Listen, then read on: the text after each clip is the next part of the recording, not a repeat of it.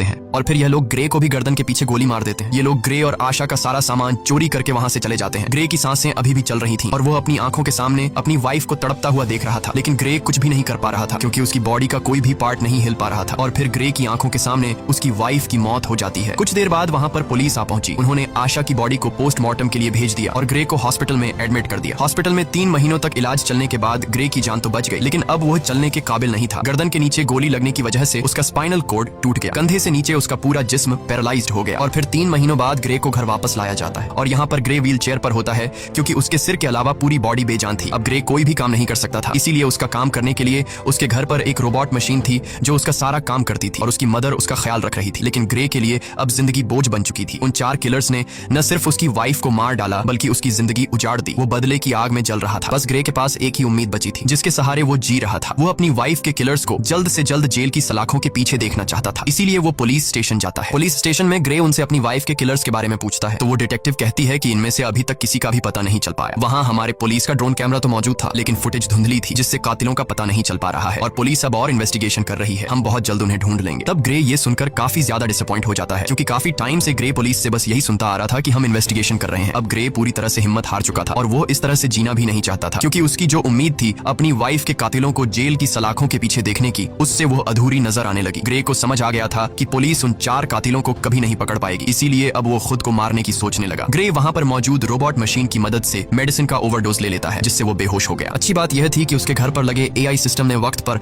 Ambulance को phone कर दिया जिससे ग्रे की जान बच गई। और यहाँ ग्रे से मिलने उसका वही रेगुलर कस्टमर एरन आता है। वो ग्रे से कहता है मुझे तुम्हारी ये हालत देखकर बहुत बुरा लग रहा है। एरन ग्रे को दोबारा अपने पैरों पर खड़ा होकर जीने की उम्मीद देता है और कहता है ग्रे, क्या तुम्हें याद है मैंने तुम्हें एक बार एक पावरफुल एआई चिप दिखाई थी। अगर तुम उसे अपनी बॉडी के अंदर लगा दो तो तुम एक बार फिर से चलने के काबिल हो जाओगे, साथ ही साथ बहुत ज्यादा पावरफुल भी हो जाओगे। लेकिन ग्रे एरन की इस ऑफर से इनकार कर देता है। ग्रे कहता है अब मैं ये जिंदगी नहीं जीना चाहता। तब एरन उससे कहता है सोच लो ग्रे, ये चिप तुम्हारी वाइफ को तो जिंदा नहीं कर सकती लेकिन तुम्हें एक बार फिर जीने का मौका दे सकती है। अगर तुम्हारी वाइफ भी जिंदा होती तो वो भी यही चाहती। ये बात ग्रे के दिमाग को टच कर गई। वो सोचने लगा कि अगर मैं ठीक हो गया तो अपनी वाइफ का बदला ले सकूंगा, इसीलिए वो एरन की बात मान जाता है। अब यहाँ पर हम ये जान पाते हैं कि एरन को ग्रे से कोई हमदर्दी नहीं थी। वो बस ग्रे के पास अपने मकसद के लिए ही आया था क्योंकि वह अपनी एआई चिप को किसी की भी बॉडी में इंसर्ट करना चाहता था। वो चेक करना चाहता था कि उसका इन्वेंशन सक्सेसफुल है भी या फिर नहीं। इसीलिए एरन वो चिप ग्रे की बॉडी में डालकर सीक्रेटली एक्सपेरिमेंट करना चाहता है क्योंकि गवर्नमेंट इस तरह के एक्सपेरिमेंट्स करने की इजाजत नहीं देती। अगले सीन में हम देखते हैं कि एरन अपने घर में ग्रे की बॉडी पर एक्सपेरिमेंट कर रहा होता है। यहाँ ग्रे की स्पाइनल कॉर्ड में वो चिप इम्प्लांट की जाती है। वो चिप सीधा ग्रे के दिमाग से जुड़ गया। ऑपरेशन के कुछ घंटे बाद ग्रे को होश आता है तो डॉक्टर उसके हाथ और पांव को मूव करने की कोशिश करती है और ये चेक करती है कि क्या ग्रे अपने हाथ और पांव को अब महसूस कर पा रहा है या फिर नहीं। तब ग्रे की हालत देखकर वो लोग समझ जाते हैं कि चिप ने ग्रे की बॉडी पर असर नहीं किया। एरन बहुत ज्यादा मायूस हो जाता है क्योंकि उसके इतने सालों की मेहनत जाया हो गई थी। लेकिन तभी ग्रे अपने हाथों को मूव करने लगता है। ये देखकर वो लोग हैरान रह जाते हैं और अब ग्रे अपने दोनों हाथों को मूव कर पा रहा था और फिर देखते ही देखते